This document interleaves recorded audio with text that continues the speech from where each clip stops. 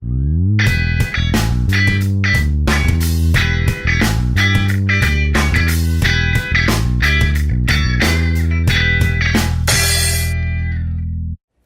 o primeiro conceito com o qual a gente trabalha na disciplina é o conceito de sequência.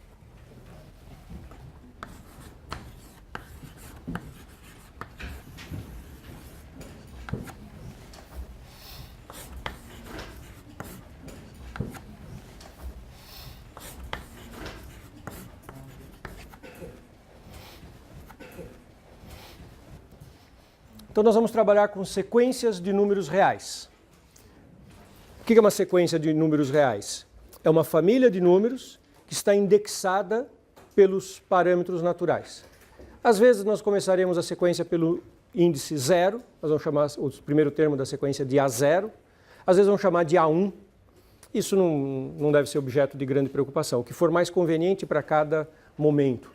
Sequências podem começar no A0, no A1, no A2. Isso a gente joga de acordo com o que for interessante para aquele momento.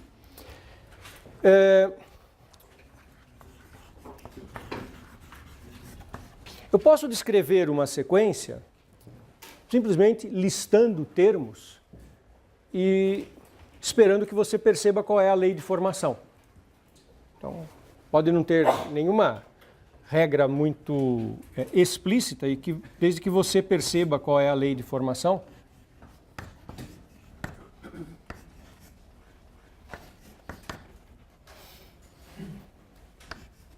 posso ter uma sequência, essa sequência, o primeiro termo A1 é 1, e tem uma lei de formação. Não sei se ficou claro qual é, alguém já consegue saber qual é o seguinte. 29. Qual é a lei de formação dessa sequência? A cada novo termo eu somo 1 a mais.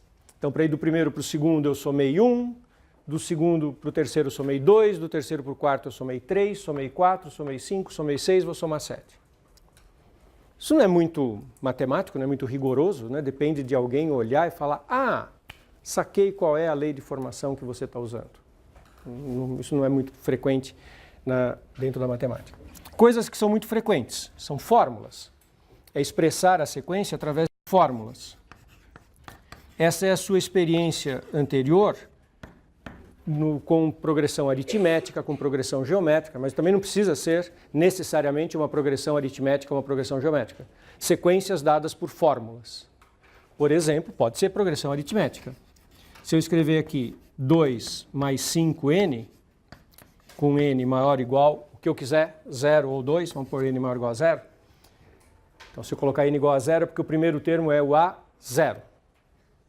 Então, essa aqui é uma sequência em que começa com A0, o A0 é 2, o A1 é 7, etc. Isso é uma progressão aritmética. O primeiro termo é 2 e a razão dessa PA, progressão aritmética, é 5. Então, uma PA sempre é dada por uma fórmula. Isso aqui é uma progressão aritmética. PGs também são dadas por fórmulas.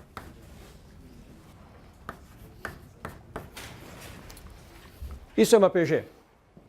As potências de 2 formam uma PG. Quem é o primeiro termo?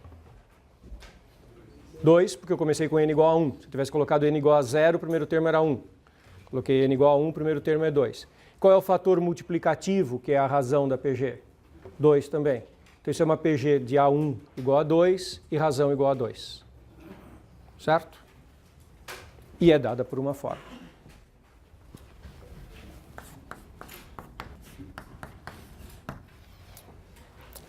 A sequência dada por uma fórmula não precisa ser nem PA nem PG.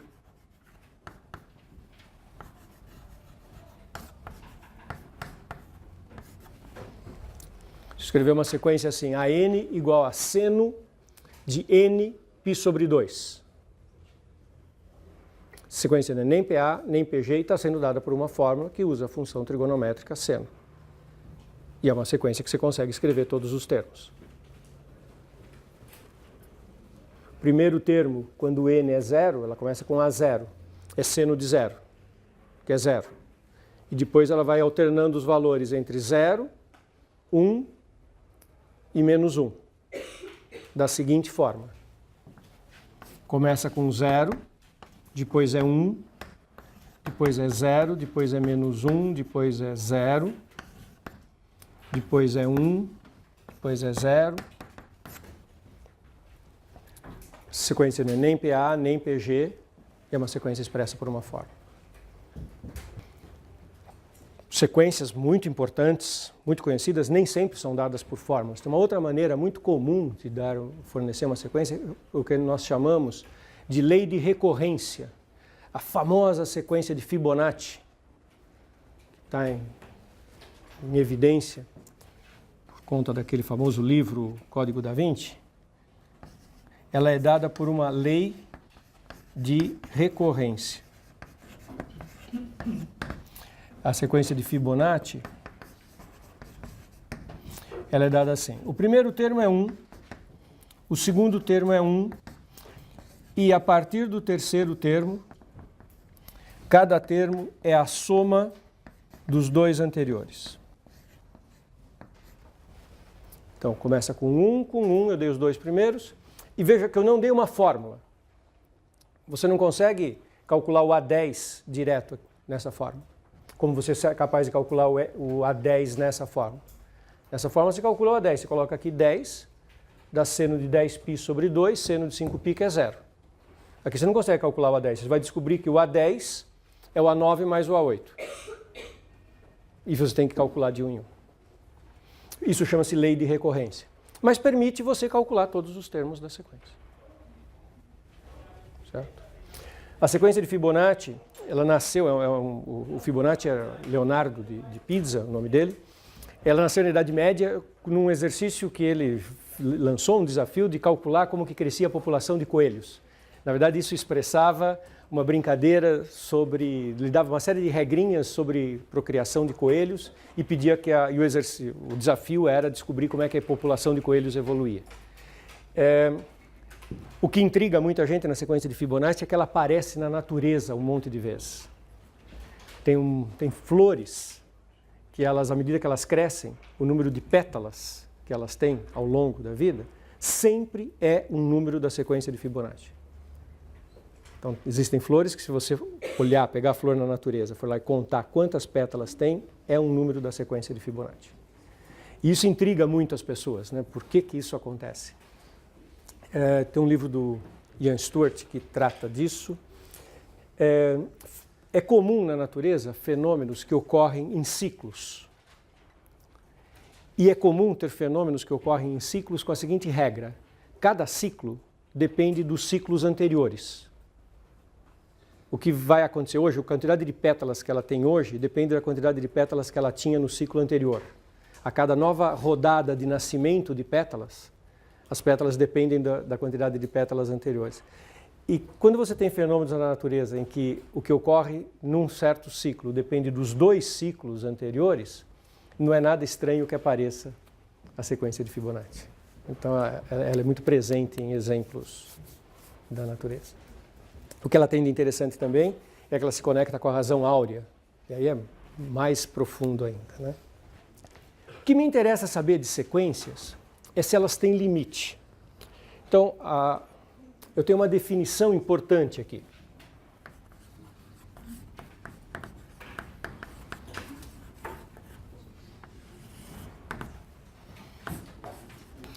Uma sequência é convergente se existe um número real L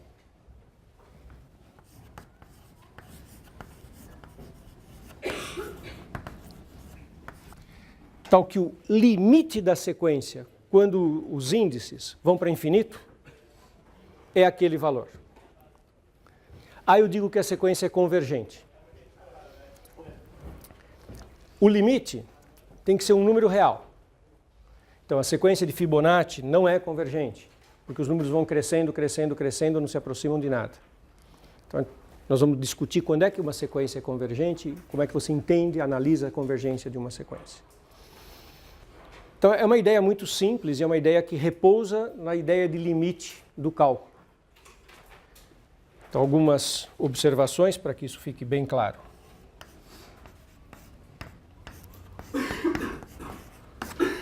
L tem que ser um número real, portanto, finito. Quando nós tivermos uma sequência cujo limite, quando nós tivermos uma sequência cujo limite seja infinito, nós não vamos dizer que ela é convergente. Nós vamos dizer que ela é divergente. É só uma questão que eu estou apresentando agora, uma questão de nomenclatura. Quer dizer, nós não usamos a seguinte expressão: esta sequência converge para infinito. Isso não se fala. O que nós dizemos é que a sequência diverge para infinito. Convergir é para número real finito. Tá? Então, para ser convergente tem que ter um número real finito aqui. Se a n não for convergente, ela será dita divergente. Divergente, então tem várias possibilidades para uma sequência ser divergente. Se ela vai para infinito, ela é divergente. Se ela oscila, ela é divergente. Aquela sequência do seno de nπ sobre 2, esta sequência, é um exemplo de sequência divergente. Ela não vai para infinito, ela é divergente. Então, quando é que uma sequência é divergente? Se ela vai para infinito, se ela vai para menos infinito, se ela oscila, se ela não se aproxima de nenhum número real definido finito. Quando ela se aproxima de um número real finito, ela é convergente. Eu usei a expressão que vocês estão bastante familiarizados de limite. Na verdade, vocês estão muito familiarizados com o limite de função. É isso que vocês estudam nos cálculos anteriores, até chegar nesse momento de estudo de séries. Mas não custa escrever o que é, inclusive porque é bom a gente perceber que é exatamente o mesmo conceito. O que quer dizer que o limite da sequência é um número finito, definido, L, real, etc. Isso quer dizer o seguinte: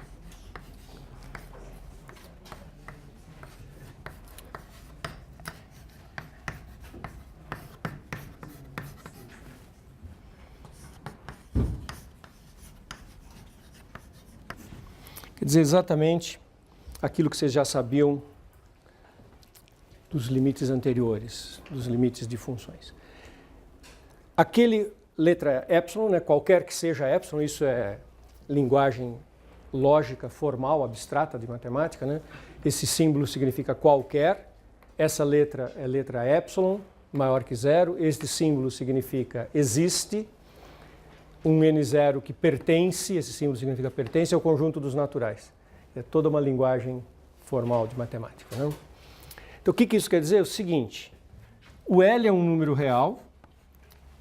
Dizer que o AN menos L em módulo é menor que epsilon, quer dizer que a distância entre os termos da sequência e o L está ficando pequeno, ficando menor que epsilon.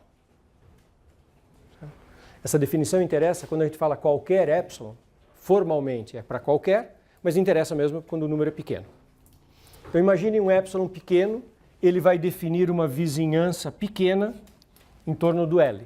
Dizer que a sequência tem limite L é dizer que para os termos avançados da sequência, quando você pega os termos com n grande, n maior do que um n0 dado, todos os termos da sequência vão estar dentro da vizinhança de centro L e o raio epsilon que foi dado aqui. Isso quer dizer que a sequência no começo pode estar longe do valor do limite, ela pode começar longe do valor para o qual ela tende. Os primeiros termos podem estar longe do L, mas passam-se termos, o n avança, a partir de um certo n0, a partir de um certo momento, todos os infinitos termos da sequência que virão daí para frente, necessariamente estão na vizinhança do L de raio epsilon.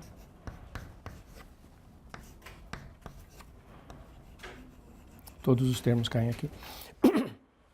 O que a gente faz, quando você vai formalmente trabalhar com isso, é provar que para cada epsilon tem um n0. Você diminuindo o epsilon, você tem que pegar n0 maior para que isso ocorra. Vocês acham que o conceito de limites está tudo bem? Está claro?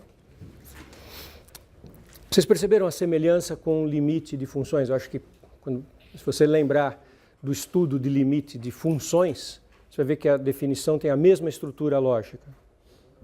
Exatamente o mesmo conceito. Por que isso é importante para a gente? Porque isso nos mostra que as operações que são válidas nesse contexto são as mesmas que você podia fazer com limites.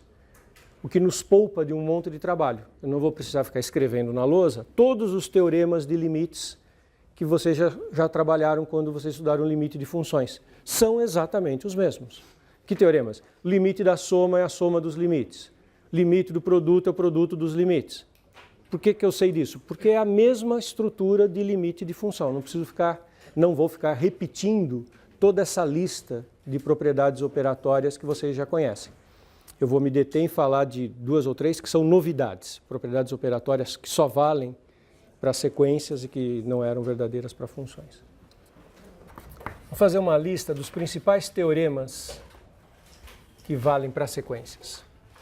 E claro, por que eu quero teoremas? Eu quero teoremas para saber quais as operações que são válidas, para saber que contas que eu posso fazer, para poder calcular limites de sequências. Meu objetivo é poder calcular o limite de uma certa sequência. Meu objetivo é discutir com vocês daqui a pouquinho por que o limite da sequência logaritmo de n sobre n é 0. Ter uma técnica que me permita calcular esse limite. Então, estou organizando, o nosso conhecimento, vamos olhar quais as operações, as propriedades que valem. Então, o primeiro, o que é básico, valem as propriedades operatórias básicas. Essas eu não vou escrever a lista inteira, mas só para ficar bem claro o que eu estou pensando quando eu falo propriedades operatórias básicas, vou escrever que seriam algumas delas. Por exemplo, se você sabe que o limite da sequência AN, quando n tende a infinito, é o número L, e você sabe que o limite da sequência Bn para n tendendo a infinito é o número m, então você pode concluir que o limite da sequência gerada pela soma AN mais Bn, quando n tende para infinito, que esse limite é a soma L mais M. Com todos os cuidados que você tem quando você está tratando desse conceito. Se o limite para n tendendo a infinito da sequência AN é L. Se o limite para n tendendo a infinito da sequência Bn é M. Vou ter que escrever uma coisinha aqui na frente. Então, eu quero saber o limite da sequência AN sobre Bn. Uma divisão. E eu quero escrever que é L dividido por M. Isso tem um teorema de limite de funções que é assim. Mas qual que é a hipótese que está precisando completar aqui? Que o M diferente de zero. Se isso é verdade, então isso é verdade. E assim temos uma lista de propriedades operatórias básicas para limites, que são as que a gente vai usar o tempo inteiro. Limite do produto é o produto do limite. Se multiplicar por uma constante, multiplica o limite por uma constante. Todas aquelas propriedades operatórias usuais dos cursos básicos de limites. Ok?